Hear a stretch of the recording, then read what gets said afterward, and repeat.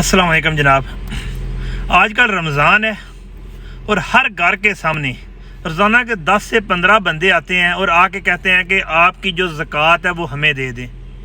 याद रखें कि आपकी ज़कात जो आपने निकालनी है, इसका इस चीज़ का ध्यान रखें कि जो लोग आपके घर के सामने आ जाते हैं ना मांगने, यानी कि वो लोग ऐसे हैं कि जो कि प्रोफेशनल हैं, जो कि जिनका रोज़ाना का काम मांगना और रमज़ान में ज़कात और सदक़े मांगने हैं।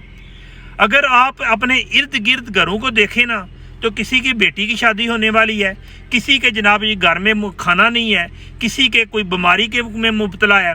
हमेशा याद रखें कि ज़कात उन लोगों को देने की कोशिश करें जो कि बाहर हाथ फैलाने से गुरेज़ा हैं।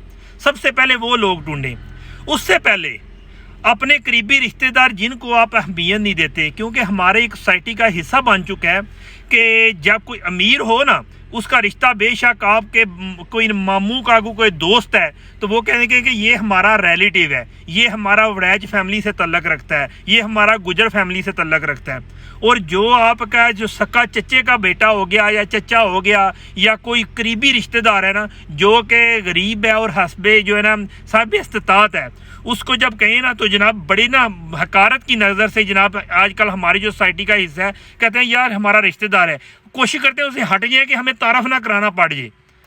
अगर आपकी ज़कात और आपका सदका सबसे पहले आपके करीब तरीन रिश्तेदार को लगता है, उसके बाद आपके हमसाये की तरफ देखें, उसके बाद अपने गांव की तरफ देखें, उसके बाद बाहर देखें। कुछ लोग हैं जिनकी बहुत ज़्यादा ज़कात होती है, वो जनाब जी कोई ट्रस्ट हो गया, जिस तरह जमात दावा हो गया या इस तरह के और काफ़ी ज़्यादा ईदी हो गया, हाँ उनको लगती है।